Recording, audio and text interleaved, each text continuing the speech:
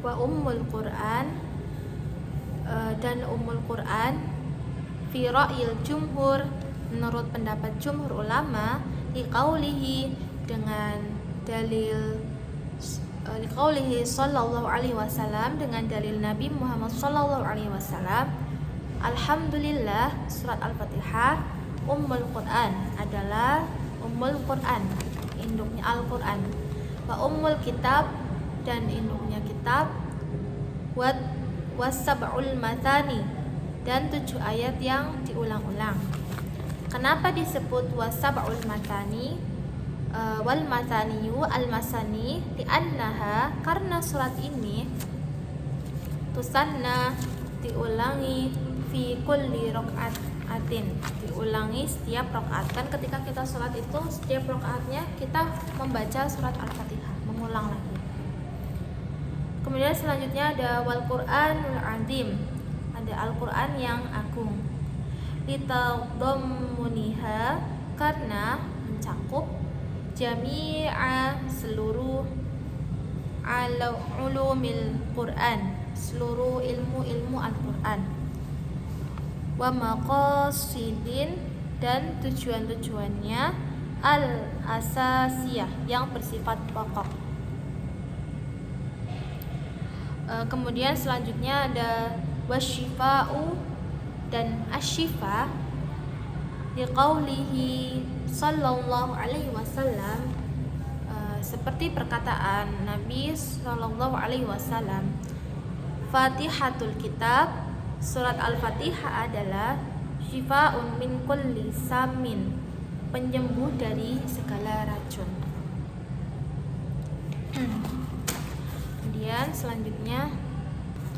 selanjutnya warruqyah, ar-ruqyah, liqaulihi sallallahu alaihi wasallam, dengan dalil Nabi sallallahu alaihi wasallam, liman raqa biha sayyidil hayy, kepada seseorang sahabat yang meruqyah seorang kepala suku dengannya, dengan Al-Fatihah ini. Ma adraka annaha ruqyah, bagaimana kamu tahu bahwa itu adalah ruqyah? Jadi Quran surat Al-Fatihah itu bisa digunakan untuk ruqyah. Kemudian selanjutnya ada wal asasu, liqauli Ibnu Abbas, seperti perkataan Ibnu Abbas, wa asasul kutubi, asas segala kitab, Al-Qur'anu, adalah Al-Qur'an, wa asasul Qur'an, dan asas dari Al-Qur'an, Al-Fatihatu, adalah Al-Fatihah, wa asasul Fatihati, dan asas dari Al-Fatihah adalah Bismillahirrahmanirrahim. Kemudian selanjutnya al-wafiyah, li'annaha, karena itu, la tatanassafu, tidak dapat dibagi dua, wala tahtamilul ikhtizal, dan tidak dapat diringkas, falau nusifatil fatihata, jadi tidak boleh membagi dua surat Al-Fatihah, fi rok'ataini, dalam 2 rakaat, lam yajuz indal jumhur, menurut pendapat para jumhur ulama. Jadi ketika kita sholat, kita harus membaca surat Al-Fatihah itu satu kesatuan, 1 rakaat 1 surat gitu. Tidak boleh kita di rakaat pertama misal kita membaca dari ayat 1 sampai 3, kemudian di rakaat selanjutnya baru diselesaikan, itu tidak boleh. Jadi kita harus membacanya full 1 surat di setiap rakaatnya.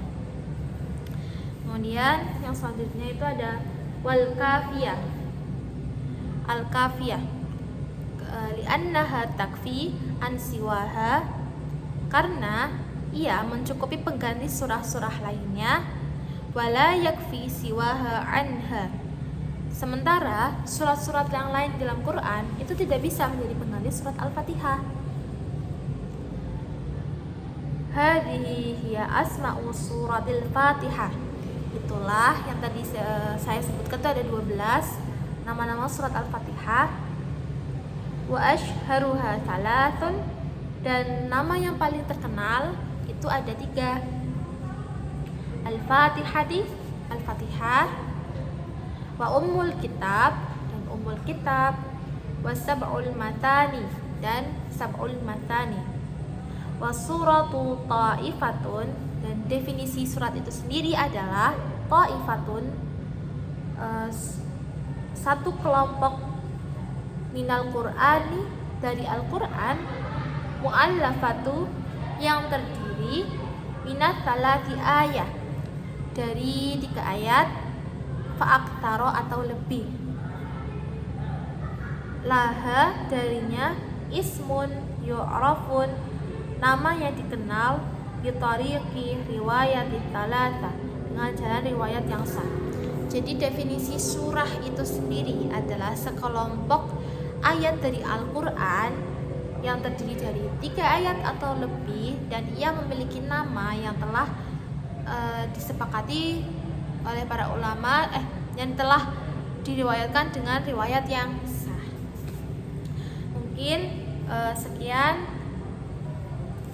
bacaan tentang nama-nama Al-Fatihah yang bisa saya sampaikan.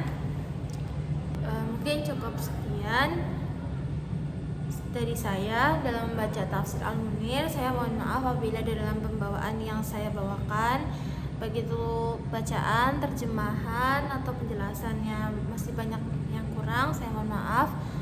Kurang lebih saya akhiri. Wassalamualaikum warahmatullahi wabarakatuh.